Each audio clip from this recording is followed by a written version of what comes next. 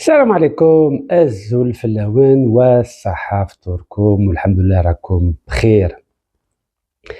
Aujourd'hui, nous allons parler de ce qui se passe à nouveau dans ce triangle amoureux ou désamoureux qu'on pourrait appeler Paris, Rabat, Alger. J'introduis cette vidéo avec ce livre très intéressant qui s'appelle Monde arabe, le grand chambardement d'un ancien ambassadeur français qui connaît très bien le monde arabe. C'est Yves Aubin de la Messusière. Et je vais simplement vous citer une phrase de ce livre et vous allez tout comprendre. Donc ce livre a été écrit en 2016 et il dresse un portrait de la situation du monde arabe après le printemps qui a échoué en 2011 et qui avait commencé, comme chacun le sait, en Tunisie. Écoutez bien cette phrase. Lorsque de Tunis à Damas, les peuples sont sortis dans les rues pour dire « dégage », le fameux « Itnahaouga » qui nous a coûté si cher en Algérie, ils ont balayé un échiquier sur lequel, depuis l'après-guerre, la France jouait sa partie. C'est-à-dire que de 1945 à 2011, la France savait comment jouer entre les différentes capitales arabes. Je poursuis. Une partie singulière appelée la politique arabe de la France. Cette formule, elle vient du général de Gaulle, elle a été reprise par Dominique de Villepin. Et cette formule permet de faire croire aux pays dits arabes que la France essaie de les défendre, va dans leurs intérêts. Et cette formule du général de Gaulle venait de l'empereur Napoléon III, qui parlait du royaume arabe que la France voulait mettre en place, notamment à partir de l'Algérie. Je poursuis encore. Un cap plus qu'une ligne. Sur cet échiquier, les rois, les cavaliers, les fous, c'est des références au jeu d'échecs bien sûr, étaient identifiés depuis longtemps. Je m'explique. La France connaît parfaitement les acteurs politiques dans le monde arabe, que ce soit les rois, les présidents, les dictateurs, les autocrates. Je continue. On s'appuyait sur les uns pour obtenir des autres et inversement. Cette phrase est très importante, c'est la raison pour laquelle je vais la répéter si vous permettez. On s'appuyait, quand il dit on, c'est la France, on s'appuyait sur les uns pour obtenir des autres et inversement. Et il finit, en faisant table rase des dictateurs, le printemps arabe a tétanisé ceux qui ne voyaient dans le Moyen-Orient qu'un champ d'affaires juteux. Alors, mes chers amis, mes chers compatriotes, pourquoi j'ai commencé cette vidéo avec ce livre de l'ancien ambassadeur français Yves Aubin de la Messusière, Le monde arabe, le grand chambardement? C'est pour éclairer ce qui est en train de se passer actuellement entre Paris, Rabat et Alger. Vous savez que la France a colonisé ou placé sous prétectorat à la fois l'Algérie et le Maroc. Vous savez que l'ambition aujourd'hui de la France, qui est très affaiblie sur le plan économique, et qui est très affaiblie en Afrique, où partout on lui dit « dégage », a besoin de trouver une solution pour continuer à être présente dans le bassin sud de la Méditerranée. Et cette stratégie, on pourrait l'appeler la balkanisation de l'Afrique du Nord, pour reprendre le nom d'un autre livre de Yves-Marie Lolland. Son livre c'était La planète balkanisée, mais on pourrait remplacer planète par l'Afrique du Nord. L'Afrique du Nord balkanisée. La stratégie aujourd'hui, politique, géopolitique, militaire de la France est de balkaniser l'Afrique du Nord pour que personne ne s'entende avec personne. Et surtout, en ciblant deux pays, l'Algérie et le Maroc, car ce sont les deux puissances militaires de l'Afrique du Nord en dehors de l'Égypte. Et cette stratégie, elle est vieille et elle est efficace. Alors revenons à l'actualité. C'est bien sûr l'opération Chergui 2025 entre le Maroc et la France, donc qui est prévue en septembre 2025 dans la région de Rachidia. Donc pas très loin de la frontière algérienne.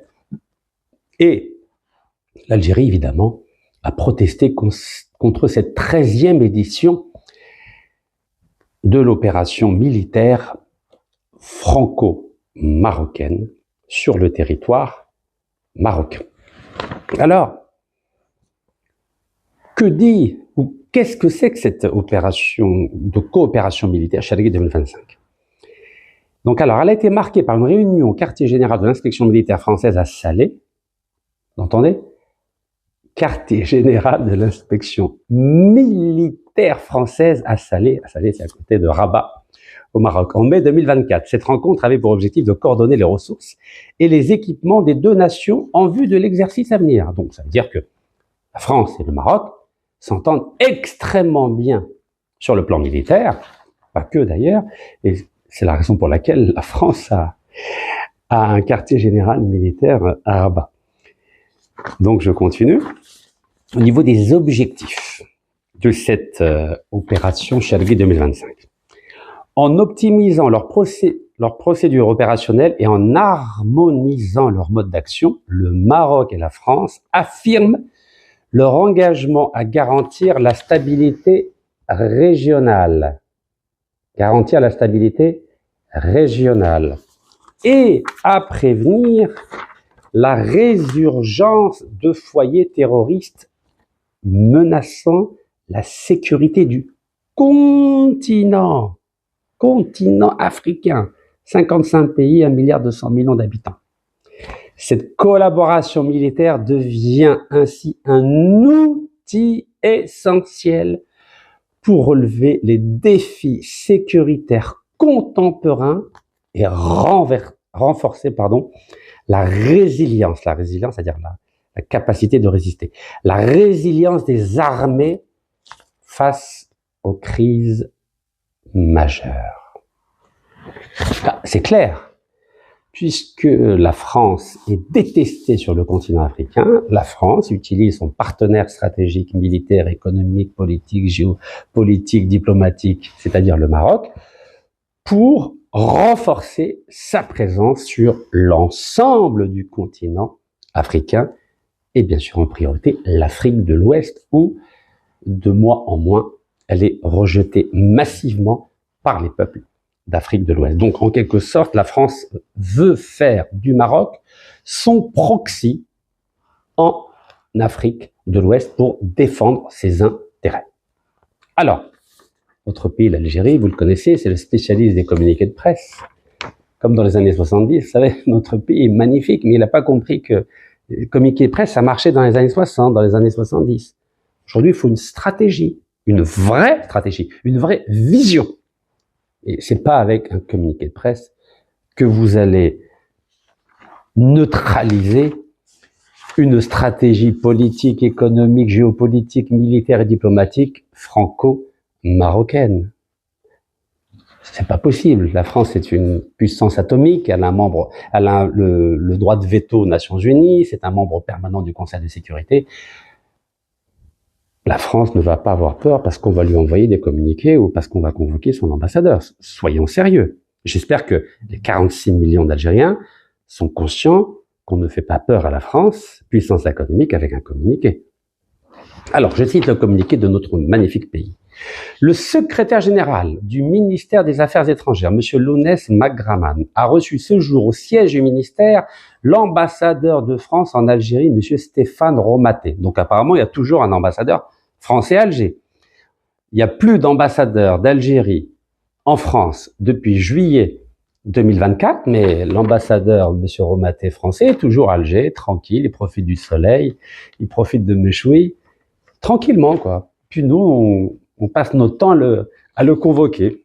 Ça permet de prendre un thé. Bon, c'est vrai que pendant le ramadan, on ne peut pas prendre de thé. Il faut attendre al-ftour. Alors, bismillah. Cette audience a eu pour objectif d'appeler l'attention du diplomate français sur la gravité du projet de manœuvre militaire franco-marocaine, Chergui 2025, dont le nom est très évocateur, prévu en septembre prochain, El-Rachidia, non loin de la frontière algérienne. Voilà, il le rappelle, c'est non loin de la frontière algérienne. Le secrétaire général a précisé à son interlocuteur que cet exercice est appréhendé par la partie algérienne comme un acte de provocation à l'égard de l'Algérie, comme si c'était la première fois que la France provoquait l'Algérie. Il a ajouté qu'un tel acte ne manquera pas d'alimenter la crise qui caractérise à présent les relations algéro-françaises et de porter le climat des tensions entre les deux pays à un seuil supérieur de gravité, tout en demandant à l'ambassadeur de France d'obtenir des clarifications nécessaires à ce sujet. Le secrétaire général, c'est-à-dire M. Lounès Magraman, a invité ce dernier, c'est-à-dire l'ambassadeur de France, à transmettre à sa hiérarchie la position de l'Algérie telle qu'elle lui a été exprimée. Donc l'Algérie convoque un ambassadeur français à Paris pour lui dire qu'on n'est pas content et qu'il fallait qu'il transmette ce mécontentement au plus haut degré de la hiérarchie française. En clair, c'est un peu comme le coup de l'éventail. Voilà, le dé d'Alger n'est pas content que la France ne paye pas ses dettes de blé et convoque le consul général français, Monsieur Deval, pour exprimer son mécontentement. Et puis on a vu ce qui s'est passé 3 ans après. Donc ça, c'était en 1827. 3 ans après, la France envahit l'Algérie. Comme ça, elle ne paye ni les dettes de blé, ni rien du tout. Voilà, c'est comme ça. Bon, poursuivons. J'ai l'impression que nos responsables algériens n'ont pas compris que nous sommes en train de vivre une nouvelle bataille d'Alger. La France ne respecte plus l'Algérie. La France a décidé, d'une façon déguisée, de recoloniser l'Algérie. Mais c'est clair. Et nos petits communiqués de presse qui ne font peur à personne n'y feront rien. Donc tant que nos décideurs algériens ne comprendront pas que l'Algérie a décidé de ne plus reconnaître la souveraineté algérienne dans tous les domaines, elle ne pourra pas comprendre ce qui se passe. Et par conséquent, elle ne pourra pas prendre les dispositions nécessaires pour neutraliser ces attaques multiples à tous les niveaux. Je dis bien à tous les niveaux. Car j'ai l'impression que l'Algérie a oublié que la France et le Maroc sont très proches et ont des intérêts extrêmement étroits, très étroits.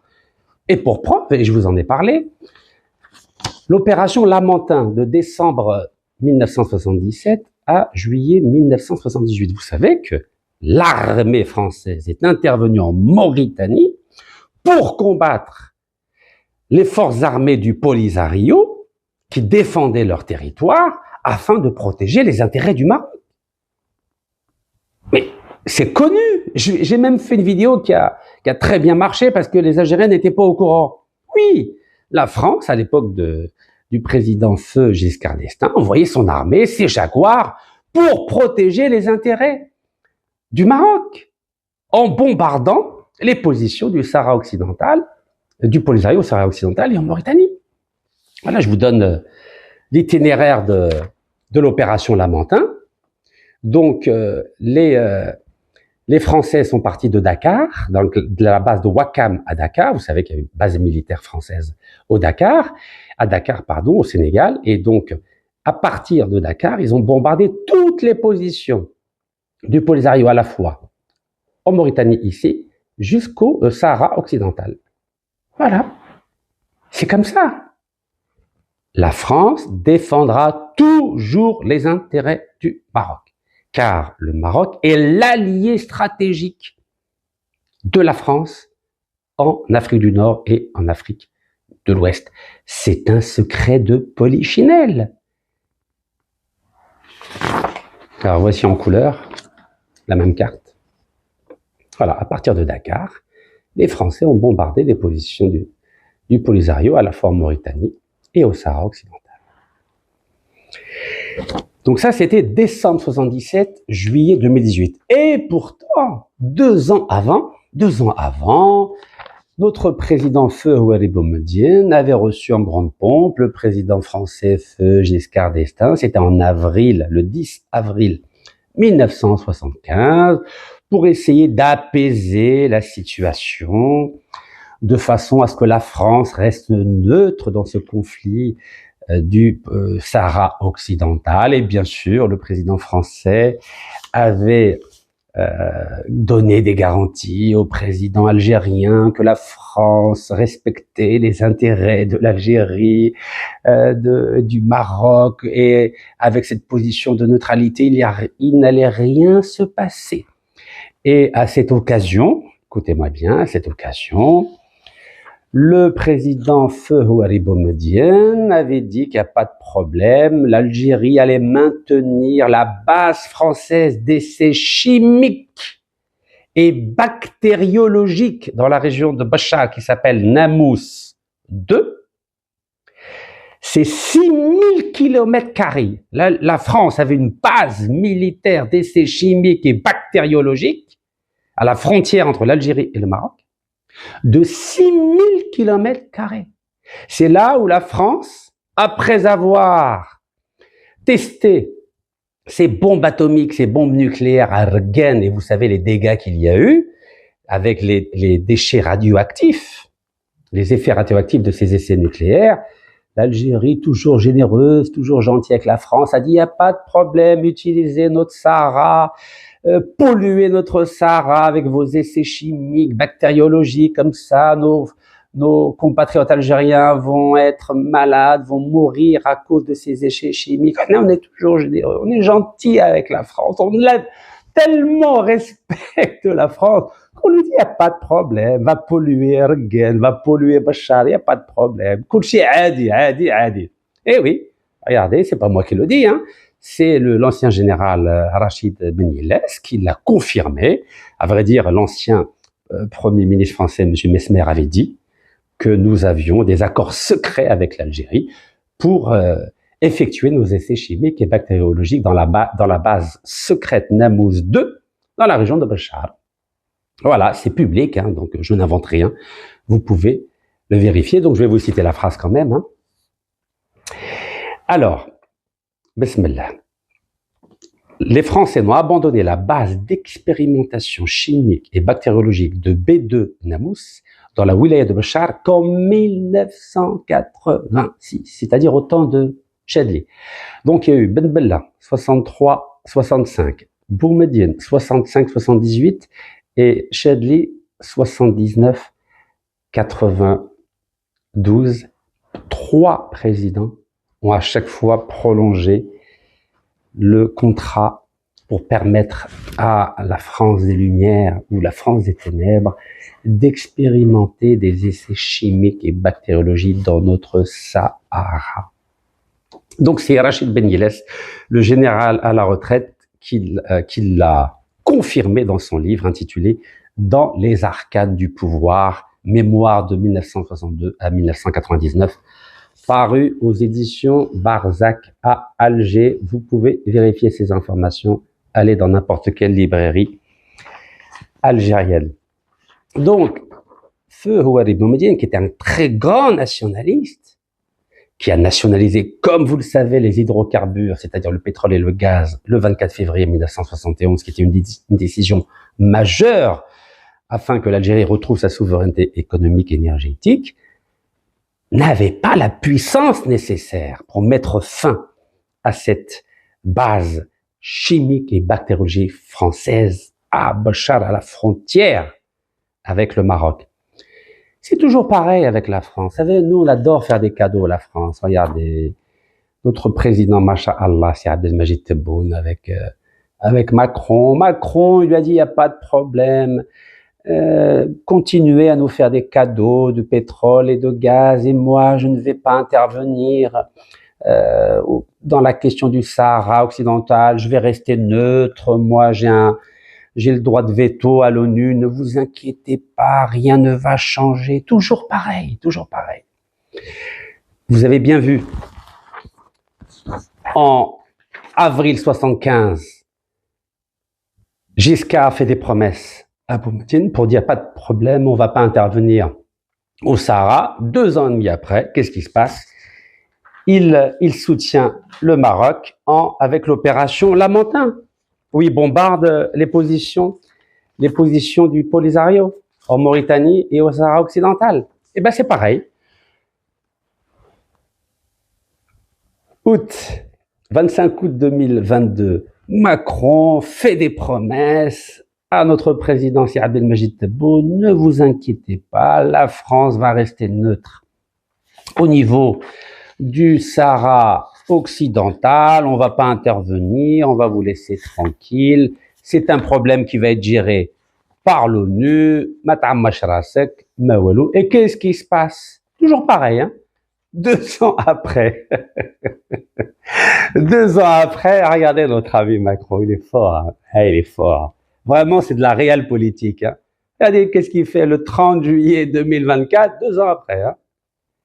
Eh ben moi, il dit moi, Emmanuel Macron, président de la France, je reconnais la marocanité du Sahara occidental. Et écoutez ce qu'il dit. Il dit que le plan du Maroc pour le Sahara occidental est la seule base pour aboutir à une solution politique juste. Version française, bien sûr, parce que évidemment, c'est le pays des Lumières, donc il n'y a que la France qui sait ce qui est juste.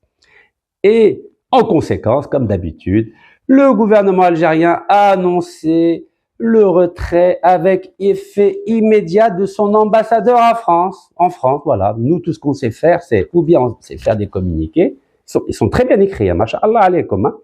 On fait des communiqués, ou alors on retire notre ambassadeur. Ouais.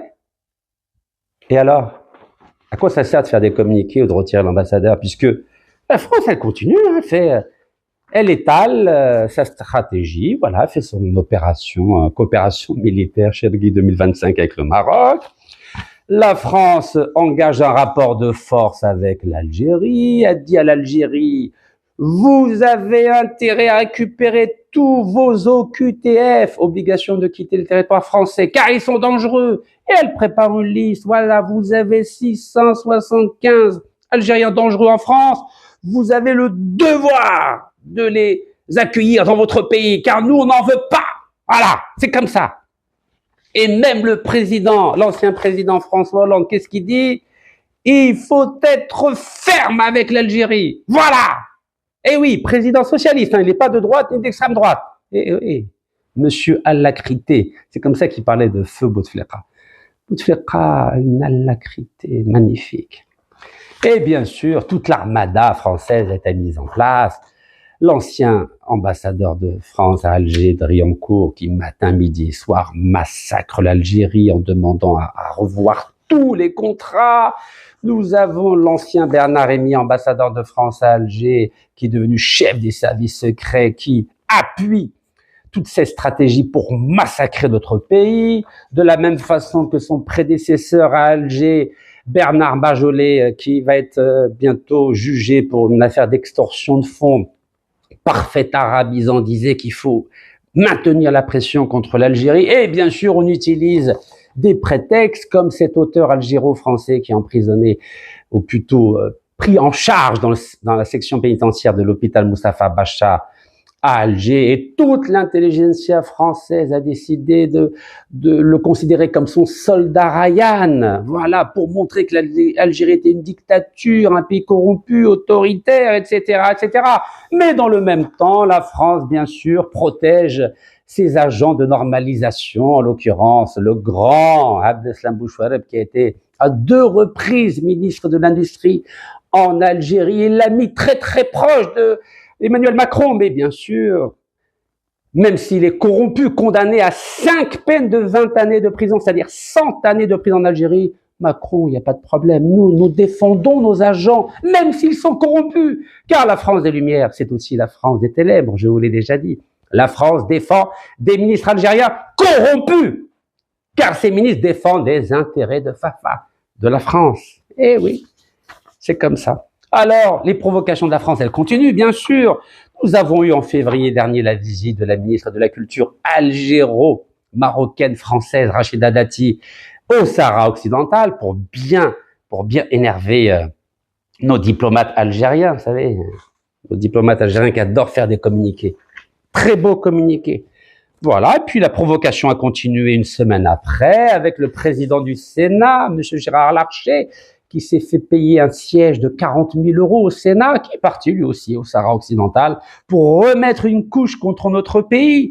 Et puis ça ne suffit pas. Le Premier ministre, M. François Bayrou, qui dit qu'il faut revoir tous les contrats, tous les accords avec l'Algérie. Et il dresse un ultimatum, attention, ultimatum à l'Algérie. Attention, vous avez 4 à 6 semaines. ردوا بالكم, sinon نضربكم, نخبطكم.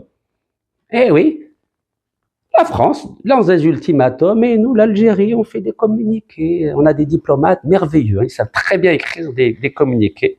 Voilà, et donc M. Bayrou, il enchaîne, il faut réexaminer tous les contrats, tous les accords, tous les contrats avec l'Algérie, tous. Alors quoi, on est proche de la rupture ou pas? Est-ce il y a une rupture? On va rompre les relations diplomatiques à la France?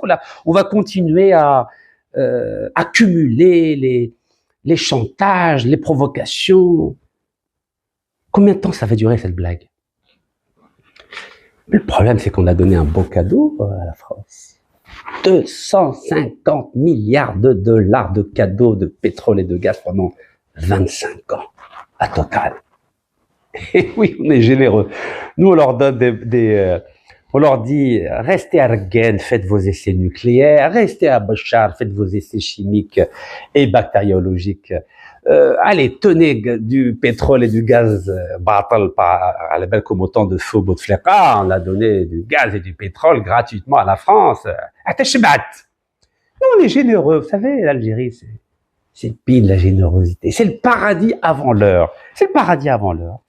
Voilà, avant on leur donnait du blé, et puis comme ils voulaient pas payer, ils nous envahissent les Français. Ah, c'est comme ça.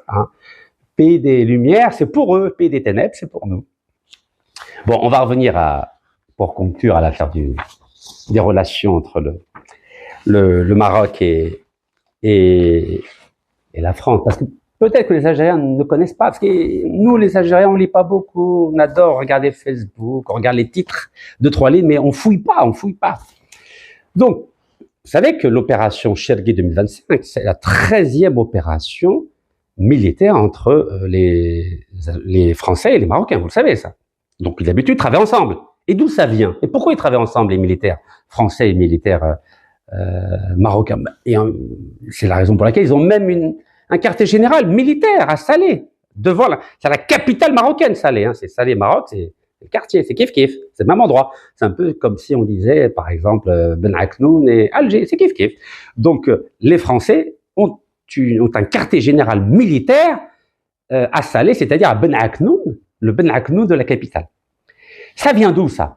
Ça vient de l'indépendance marocaine. Vous savez que la France a donné l'indépendance au Maroc, et lorsqu'il y a eu ce qu'on appelle les entretiens de Lassel Saint-Cloud, c'est à côté de Saint-Cloud, dans la banlieue parisienne, la banlieue riche. C'était le 6 novembre 1955. Vous savez que le Maroc a eu son indépendance en mars 56.